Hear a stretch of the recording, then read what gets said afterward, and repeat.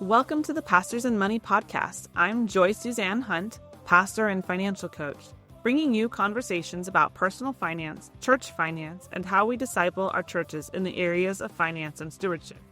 You can find the episode show notes and more at pastorsandmoney.com. And here's the show.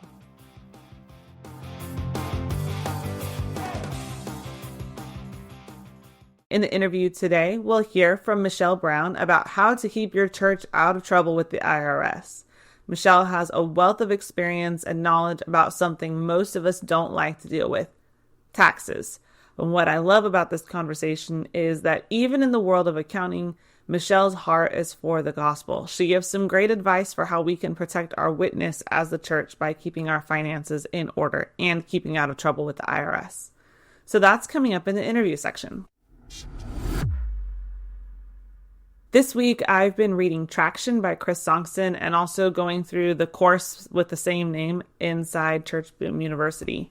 And in the chapter on growth strategies, which Chris describes as the engine of the train, there's a section about creating an invite culture. And Chris says, culture is always driven by three things: the stories you tell, the heroes you make, and the things you celebrate. This is true whether we're trying to encourage people to invite friends, trying to grow mature leaders, making disciples who love to encounter God's word. It's also true when it comes to our finances and generosity. So here's my question. What stories are we telling about money and giving in our churches? What are we celebrating? This is how people will catch the vision. So when youth come back from convention or kids come back from summer camp, as is happening right now for a lot of us, with changed lives, they had an encounter with the Holy Spirit. They decided to follow Jesus. They experienced hope. And they were able to go because of a Kingdom Builder scholarship. Say so. Celebrate it. Not just the impact, the baptized in the Holy Spirit or the salvations or the encounter with God, but also celebrate the giving that made it possible. Bring back real results from your giving, even the day-to-day things. Last week, we had 12 people get baptized. And yes, the Holy Spirit is responsible for that, right? Holy Spirit tugged on people's hearts and they said yes, and they answered that call. But it's also made possible by the faithful volunteers showing up every week and those who faithfully give their tithes so that there's curriculum in children's ministry and air conditioning in the church building every week. Celebrate it. It's harder to make heroes when it comes to money because some of those things are done in private or in secret, and often that's the right thing. But if you can't make a hero out of an individual, make heroes out of the group. Help people make the connection between their giving and the amazing work that your church is doing for God's kingdom. In personal news, this week I'm getting ready to launch our Summer Soak Devos for our church. We'll be going through personal and family devotions from Bible Engagement Project over several weeks this summer as a way for people to stay engaged while our small groups are not meeting and while many people are traveling. We'll have discussion groups on Facebook and in the Bible Engagement app, and I'm especially excited to hear about families doing devotions together, as that can be easier to start during the summer when the kids are out of school, and it's something I've been wanting to try to implement. We've never done something like this before, so this is totally an experiment, and I'll try to report back how it goes at the end of the summer. I would love to hear from you too. How does your church do effective discipleship over the summer? And what new things are you trying this year? So thank you for your emails and your comments. You can leave a comment on the podcast show notes at pastorsandmoney.com/podcast or on the YouTube channel, or message me on Instagram or Facebook at pastorsandmoney. You can also email me, joy@pastorsandmoney.com. I love to hear from you. It makes this more of a conversation. This show is supported by my community at patreon.com/pastorsandmoney. If you join the community, you get access to my monthly Q&A, where I answer questions about personal finance, church finance, and more. The Patreon is a monthly subscription for $5 a month, or if you're feeling generous, you can do $20 a month and you'll be able to join a monthly group coaching call. So if you feel you get value from the show and you want it to continue, come join us at patreon.com/pastorsandmoney. We have a new feature for the show on this episode. Sometimes we'll be doing a ministry spotlight or a missionary spotlight, and this is just to highlight some of our amazing ministries and missionaries and the work that they're doing, and really celebrating what happens when God's people put God's money to work for God's purposes. For our spotlight today, we're featuring Rachel Mullins. Rachel is a missionary in Honduras, and here's a little clip about what she's doing.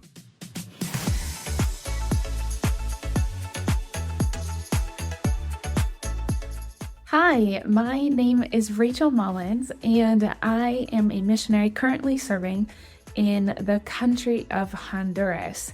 I am in my second term here in Honduras, so in year 5 here in Honduras. I live in the capital of Tegucigalpa. However, I have been working with the Assemblies of God churches here, and I work on a national level, which gives me the opportunity to be able to travel across the entire country. There's just a few what they call departments or states that I have yet to visit, but it's a beautiful country, and I'm so incredibly thankful to be a part of all that God is doing here. Here in Honduras, I have been working with the national leadership team for their children's church department. It's relatively new in the sense that about 10 years ago now, really children's church did not exist in the Assemblies of God churches here in Honduras. There were maybe some that were doing it on their own, but no real training, no real support or anything. And so about 10 years ago, they put together a team and began to do trainings throughout the country in order to raise up children's pastors for the local churches, in order to be able to begin to really disciple and to pastor the kids in their communities. And so I've had the privilege and the honor to be a part of the national team, to be a part of helping with training throughout the country, with seeing God raise up leaders throughout the country, and to be a part of that and to see how He is working. Most people, if they know anything about Honduras, it has to do with the gangs and with drug cartels, with the violence that is associated with the country because of those things.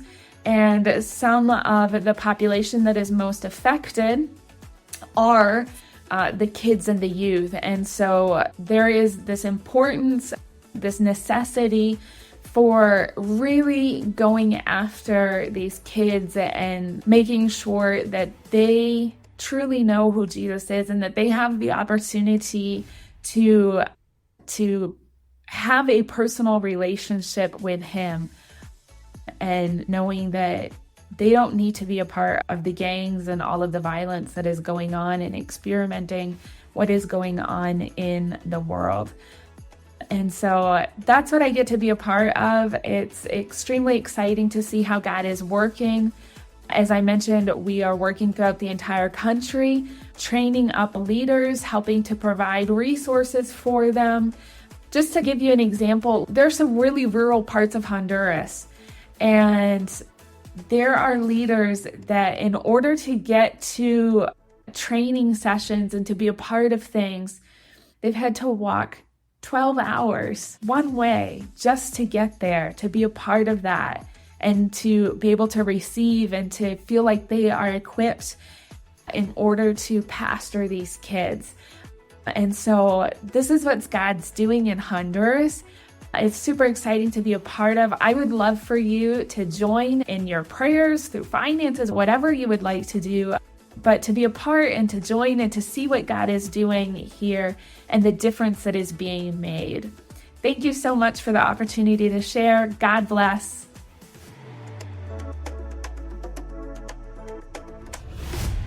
You can learn more about Rachel and how you can support her at pastorsandmoney.com/spotlight. Now let's get into the interview. Today's guest is Michelle Brown, EA. Michelle is an entrepreneur, enrolled agent, a wife, a mother, and a grateful believer in Jesus Christ. She tried to achieve success in the secular world, but she felt unfulfilled and like an outsider because of her beliefs. Michelle finally realized that taking the risk to create a business, or businesses in her case, where she could openly express her faith and beliefs and put God at the center of everything she did, was more exciting to her than the fear of the what ifs. So she did it, not once, but twice. She has the following credentials that she puts to work for you. She's an enrolled agent, such as federally licensed to represent taxpayers in all 50 states. She's a certified nonprofit accounting professional with a degree in business administration and a focus in accounting. And she has a certificate in financial perspectives and over a decade of hands-on experience serving on a church staff as director of finance and working with numerous churches in her business. So, Michelle, welcome to the podcast. Well, thank you. Thank you. I'm very happy to be here. Well, Michelle, to get started, can you go ahead and tell us about your current business and how you got started in this world of church finance? I actually own a bookkeeping and tax firm that specializes exclusively in outsourced church bookkeeping and payroll, as well as clergy tax preparation.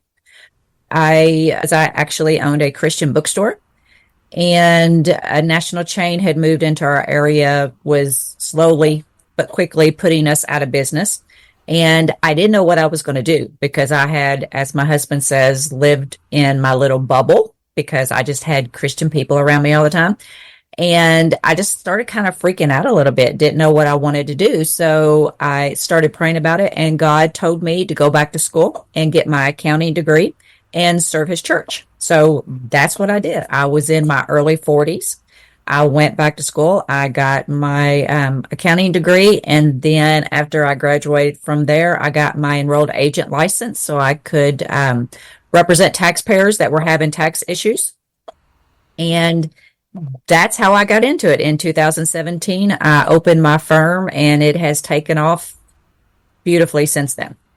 You have some Facebook groups and some other things set up around that topic, and I've gotten to personally benefit from a few of those. And so cool. I really appreciate the work that you're doing, specializing in church finance. Because as I've heard you mention, not every finance professional knows anything about what's happening on the church side of things. Yeah. Well, it was really interesting. I have been a bookkeeper since 1996.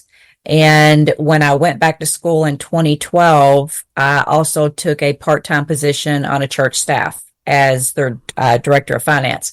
And that's where I learned really quickly that church finances are a whole different ballgame from secular businesses. And it was when I went to seek help on how to do it, there was no training available whatsoever. So I had to teach myself and learn myself, and which is why I now have my podcast and my Facebook group, and I do trainings for churches all across the United States simply because there's no one place and one resource to go to get your information. So in your experience, what are those key differences between managing finances for a church compared to a secular business? The very first thing I found out was that churches in general do not file annual tax returns. Just like an individual or a business has to file an annual return, churches do not. They are, even within the nonprofit sector, they're even more of a niche, and they are not required to file the normal 990s that nonprofits are. But the next biggest thing, and the biggest thing that gets churches into trouble the most, is ministerial taxes, payroll taxes. They are totally, completely different.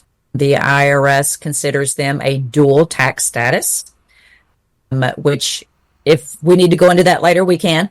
But the way that payroll is processed is totally different than a secular business.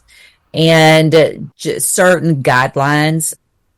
Being an EA, I look at how the tax code affects churches. So ways that churches do things like inurement and who would benefit from this, and do you have this policy? What's this procedure? Things that if a church was to get audited by the IRS, these are things that the IRS looks for, which is, again, is specific to churches that aren't necessarily to secular businesses. So if, there's pastors listening and they are needing help with their books or with their taxes, as an example, they're not necessarily going to be able to work with every tax professional or every bookkeeper that's out there. No, absolutely not. The actual reason that I obtained my EA license was because in the office building that I was in, upstairs was a church office. It was an off-site church office. So I would have conversations with the minister, and he was audited by the IRS. He owed tens of thousands of dollars in interest and penalties. And he's like, I don't understand. A CPA did my taxes. I thought it was correct. So that's literally that day is the day that God said, you're going to help my ministers. You're going to help them with taxes. So I had to start researching. And the only thing I could find was if they get in trouble with the IRS, I can represent them. I can help them. Now I have to learn church minister taxes. But no, everybody, just because there's a title or those letters after their names, no matter how long they've been in business, minister taxes and church bookkeeping and payroll is a niche inside of itself. There's no other industry out there, even within the nonprofit sector. Again, it's unique in itself. That's really good to know. And so what are some of those common mistakes that you usually see churches and pastors making with their finances? Okay. The biggest thing that's going to get a church in trouble is payroll taxes because they're not reported properly. Okay. Ministers are considered dual tax status, which means that they are considered a common law employee according to the IRS for their salary and wages, but they're considered self-employment for the Social Security and Medicare taxes. So it is actually literally illegal for an ordained, licensed, or commissioned minister to have Social Security and Medicare taxes withheld from his paycheck. It is against tax code, okay? They, by law, have to file self-employment taxes, or SECA taxes is what you call it. So, and all SECA taxes is that the minister is responsible for remitting his Social Security and Medicare taxes instead of the church withholding and doing that church match. Okay. So, and there's way you can do the minister can either do his quarterly estimated tax payments. He can do voluntary federal withholding, which means that if the church has other employees and they're already doing their monthly 941s, the minister absolutely can do voluntary withholding and say, okay, I want this much withheld, remit it for me, but it gets put in his box 2 as federal withholding instead of the Social Security and Medicare taxes. So that's one of the ways that churches get in trouble with that. Another way that they could get in trouble, and I actually just had a client this week that they got a letter from the IRS stating that they owed several $1,000s in taxes when they actually did it, is because when they filled out their 941, if you only have ministers, qualified ministers on staff, and again, you have to be licensed, ordained, or commissioned in order to qualify for this. There's a box 5 on the 941 that says there are no wages subject to Social Security and Medicare taxes. And a lot of churches will forget to check that box when they put those wages in there. So when the IRS gets it, they're like, hey, you got these wages, where's the taxes for it?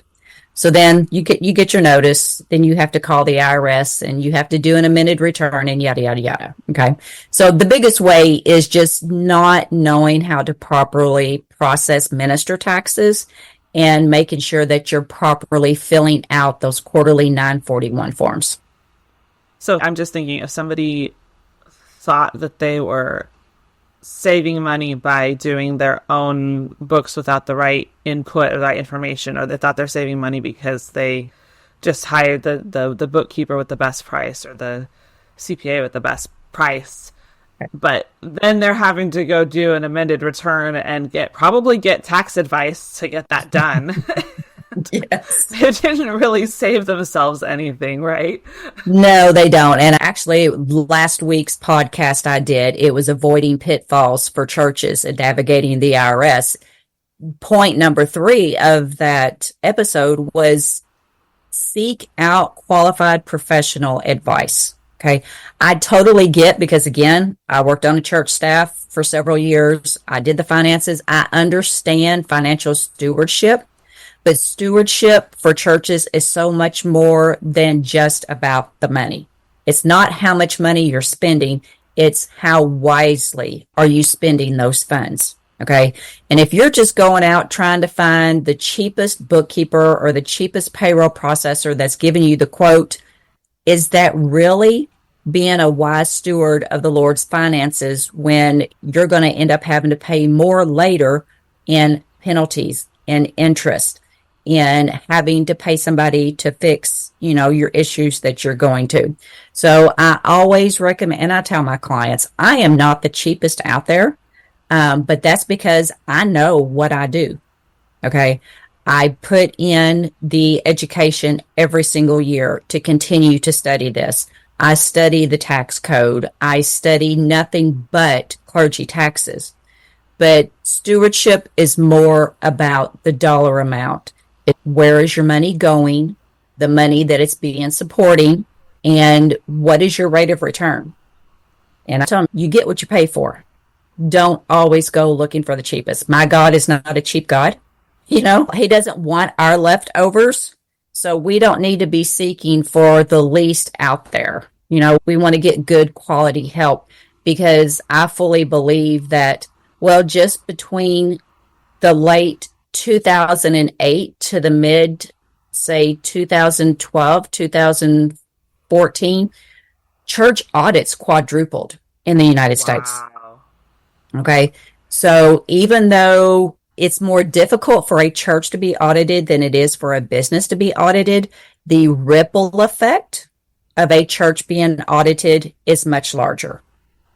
So my job, and I feel my mission in life, is to protect our churches so that they can continue to spread the gospel, continue to help grow the family for heaven, because that's what we're here for. And we can't do that if the IRS is knocking on our door. Even if a church passes an audit, it's still the stigma within the community.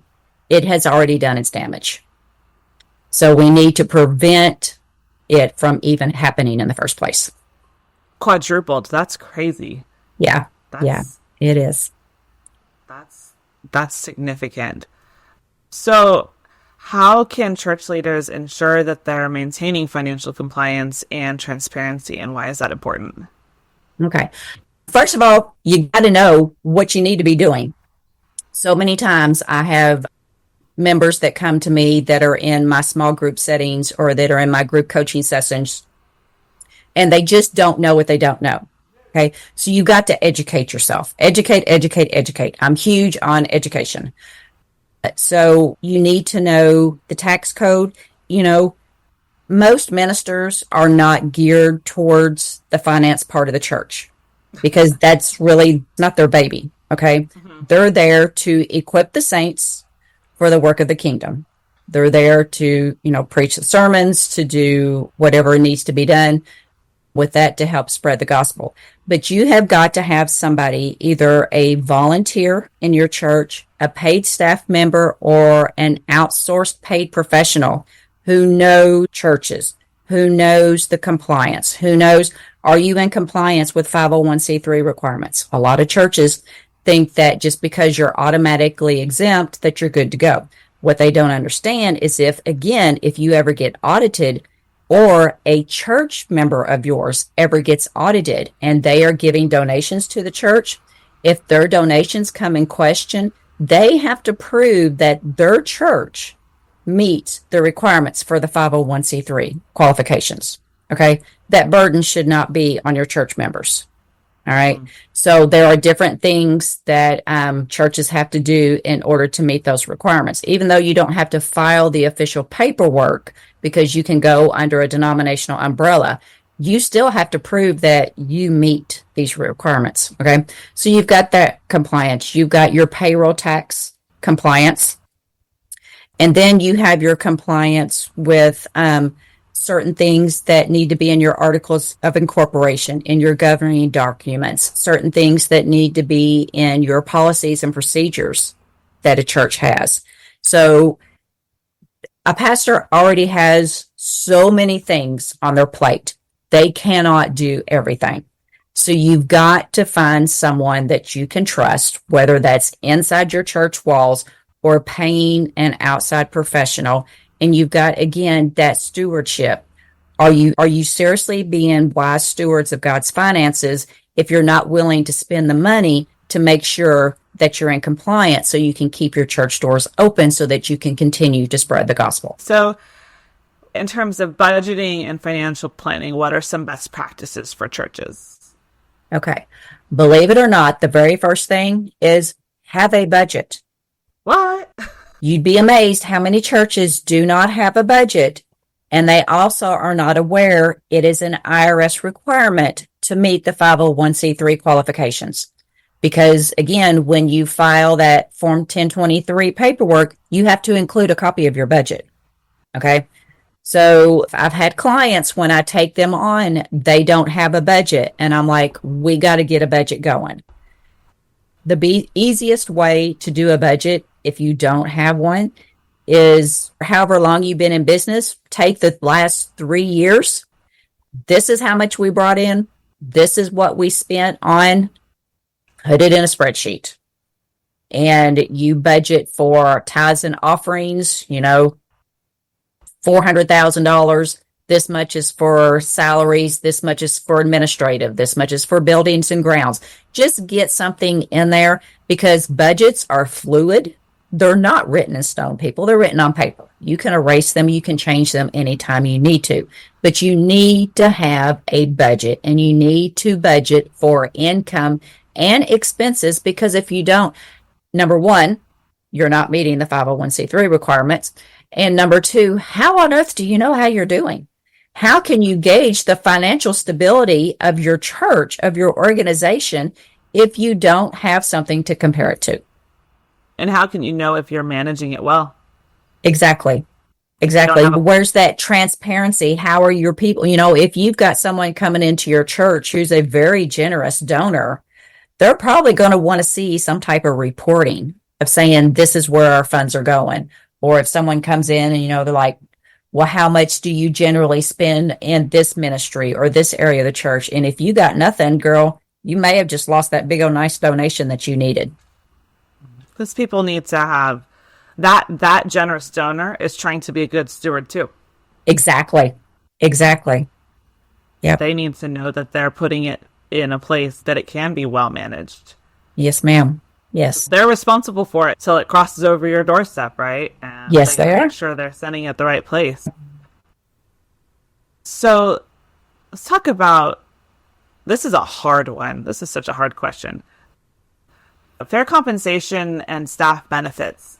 We all know a lot of pastors that are not paid or not paid very much. So how can pastors and church leaders ensure that they're providing fair compensation and benefits to their staff? Okay. First of all, the first thing that comes to my mind, again, I always think IRS regulations, is you've got to make sure that the entire compensation package, what the IRS goes by, is reasonable compensation. Okay. So not only most churches struggle with they're not paid well enough. Okay. But there are some churches, and the IRS looks at, are you paying them too much? Believe it or not. Okay. So I get asked this more than not of how do we know we're paying our ministers and our staff members a fair price? Again, if the IRS is going to come in and audit you, they're going to say, okay, if you look at another church in your area with a comparable membership size, okay, and comparable duties, how much are they paying their minister? Okay. If you're in an area where you don't have another church comparable to your size, the IRS says that you can look at school teachers. If you look in the local school system where you are, you can compare your senior pastor's salary should be comparable to the principal of that school, because the principal is the head of the organization, just like the senior pastor is the head of the church organization. Okay. So And believe it or not, right now, the hottest ticket out there, the staff member that's bringing in the highest demand for salaries are music ministers, because they are so in demand and there's such a shortage that music minister salaries are increasing the most because they're so far and few between. They're hard to get. Okay. But again, there's something that you can do. There's reasonable comp salaries. Church Law and Tax does a church compensation salary report every year. It says in this area of the country, this is how much senior pastors make. This is how much executive pastors and music ministers and youth ministers and blah, blah, blah. But basically, compare it to others in your area, comparable church sizes, or if you don't have that, school systems in your organization, in your area, is how they compare those two. It's interesting. I never would have thought of the school systems, but that makes a lot of sense. Yeah, that's what the IRS will use if there's not another church. And that's your whole compensation. It's not just your hourly salary. Okay, for your secretary, it's what are they getting paid hourly on an hourly basis. All right. But for your minister, you should be constructing a compensation package where this much is salary, this much is housing, and then looking at what other tax-free benefits can we offer to our ministers. And it's the whole package, the whole kit and caboodle, as I say. That's what the IRS looks at is this reasonable for someone in their position in their area of the country? And it's sad, but I have some that are tax clients that are severely underpaid.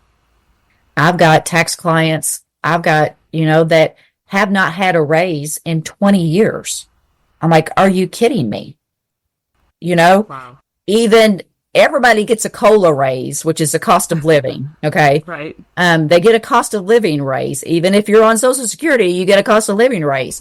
But there are churches out there that actually think we pay our pastor enough. He only shows up on Sundays or Wednesday nights. And I'm like, that's bull. No, you have no idea until you work in a church office or on a church staff how much time a minister is actually not working, because they are on call 24 hours a day, 7 days a week. So I think they're way underpaid. Well, hopefully we can at least help some of our churches be able to better manage their finances and also solve some of that problem as a result, right? Because those things go hand in hand. If the church isn't healthy financially, they won't be able to pay their staff. Sometimes they won't be able to get the staff they need. Or their staff members are out working, another full-time job, which for some people that's their calling, but that also does pull away from what you're able to do for the church as well. Yes, it absolutely does. And most churches, on average, your entire salary is going to be about 40 to 60% of the annual revenue that's brought in for the church is going to go for salaries. Now, of course, the smaller your church, the smaller your budget. It could very easily be 50 or 60% is going for, but on average, you're looking about 40% of the annual revenue should be going for salaries and wages for your employees. So if you're, over here and you're bragging, hey, we only got 20% going for salaries, you need to be seriously looking and reevaluating. How much do you actually appreciate the staff that you have? This has been just an incredible amount of knowledge and value that you've brought to us today. So thank you so much for that. So where can people connect with you online and learn more about what you're doing and get connected with this course that's going to be coming out soon? You can check me out at churchfinances.org is my website. If you want to sign up for the waiting list for the course, is intro to churchfinances.com. And then I have a fantastic Facebook group. We've got about 2,400 people in there that are all church finances, and it's church bookkeeping and clergy tax group. You can request to join that. You do have to answer the questions. I don't let just anybody in. You need to either be volunteering or working on a church staff or be a business that has church clients. Or if you need to email, it's Michelle@hallmarktext.com. Well, I hope you're enjoying this conversation with Michelle. And as she and I continued to talk we touched on a topic that I felt was so important that it's going to get its own episode. So in the next episode, we'll be talking about how, as a pastor or as a church leader, you can hire the right person or equip the person you have to be able to navigate all of this church finance and clergy tax complications that she's covered in this episode, because it can be hard for us as leaders. How do we know who we can hire or who we can trust with that? And if we have somebody volunteering maybe in our church, how do we equip them for that role? So she'll be back in our next episode to share about that, and it's going to be a great conversation. In the meantime, in addition to her course that's about to come out, which is the Intro to Church Finances course, Michelle also has the Church Finance and Minister Tax podcast. I definitely recommend this podcast. It's short, bite-sized chunks of this kind of information, and it's just been super valuable. So in the meantime, keep serving, keep leading, and I'll see you soon. Thank you for listening to today's show. I'd love to know what you think about it. You can leave a comment on the show notes at pastorsandmoney.com/podcasts. or email me at joy@pastorsandmoney.com. If you enjoyed the show, please subscribe, share, and leave a review. This helps us to get the word out and invite more people into these conversations. If you'd like to connect, you can find me on Instagram or Facebook at Pastors and Money. I can't wait to talk again soon.